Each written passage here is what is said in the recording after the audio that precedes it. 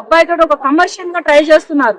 ఇలా ఉంటున్నారు కానీ అబ్బాయిని ఇలా రియల్ గా ప్రేమిద్దాం, రియల్ గా లైఫ్ లో పెళ్లి చేసుకుందాం, రియల్ గా వెళ్ళతోటి లైఫ్ లీడ్ చేద్దాం అనే రీతిలో అయితే ఏ అమ్మాయిలు లేరు, ఏ అమ్మాయి పేరెంట్స్ కూడా లేరు. అలాగా వాళ్ళు ఊరికనే కావాలంట, అమ్మాయి వాళ్ళ ఇంటి పక్కనే కావాలంట ఉద్యోగం, అంటే గవర్నమెంట్ ఉద్యోగం కావాలంటే. ఎట్లా చేస్తారు వీళ్ళు ఇట్లాగా? అమ్మాయిని వేరే ఊరు ఇవ్వరా, వేరే రాష్ట్రం ఇవ్వరా, వేరే దేశం ఇవ్వరా, అక్కడ పెళ్లిళ్ళు జరగవా, వాళ్ళు చేసే కాపురాలు కాదా, వాళ్ళు బతికే బతుకు కాదా? అలా లేరు అమ్మాయిల పేరెంట్స్. ఇట్లా ఉన్నారు. ఇట్లా ఉండబట్టే ఏంటంటే ఇవాళ రోజున యువత వ్యవస్థ ఇట్లా తగలబడుతుంది. యువతని కన్నటువంటి తల్లిదండ్రుల వ్యవస్థ కూడా ఇంత దారుణంగా, ఇంత అన్యాయంగా తగలబడుతుంది అన్నమాట.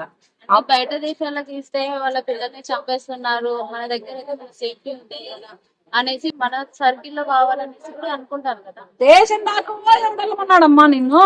నువ్వు ఫ్లైట్ ఎక్కించి పంపిస్తున్నావు, లక్షల్లో కట్నాలు ఇస్తున్నావు, లక్షల్లో ఫంక్షన్ మాట్లాడుతున్నావు, భూములు ఇస్తున్నావు, బంగారాలు కడుతున్నావు, అన్ని ఇచ్చి దేశం దాటేస్తున్నావు. కానీ మన ఇండియన్ దేశంలో, మన ఇండియన్ కంట్రీలో, మన రాష్ట్రాలలో, తెలుగు రాష్ట్రాలలో పిల్లలు మరలా వేరే ఊరు, హైదరాబాద్ అంటే పిల్లలు ఎవరంట, మెడ్రాస్ అంటే పిల్లలు ఎవరంట, బెంగళూరు అంటే పిల్లలు ఎవరంట, బొంబాయి అంటే పిల్లలు ఎవరంట, మహారాష్ట్ర అంటే పిల్లలు ఎవరంట, గుంటూరు అంటే పిల్లలు ఎవరంట, విజయవాడ అంటే పిల్లలు ఎవరంట. వాళ్ళకి ఇళ్ళకి దగ్గరలోనే కావాలంట. ఇళ్ళకి దగ్గరలో పెట్టుకుని ఆడపిల్లల జీవితాలు ఆటం చేస్తారంట వీళ్ళు. ఇలా ఉన్నారన్నమాట.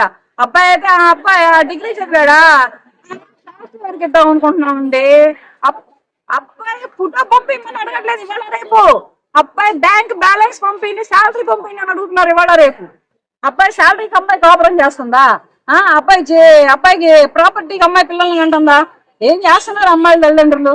శాలరీ ఎందుకు అడుగుతారు? అబ్బాయి తల్లిదండ్రులను అడగండి, అబ్బాయి తల్లిదండ్రులు బ్యాక్గ్రౌండ్ చూడండి, తర్వాత అబ్బాయికి మంచి చెడు అడగండి, ఉద్యోగం అడగండి, చదువు అడగండి. అంతేగాని శాలరీతో పని ఏంటి? అంతా ఇది కమర్షియల్ అయినట్టే ఉంది కదా.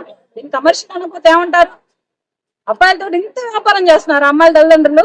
ఇది వ్యాపారం అనకపోతే ఏమంటారు?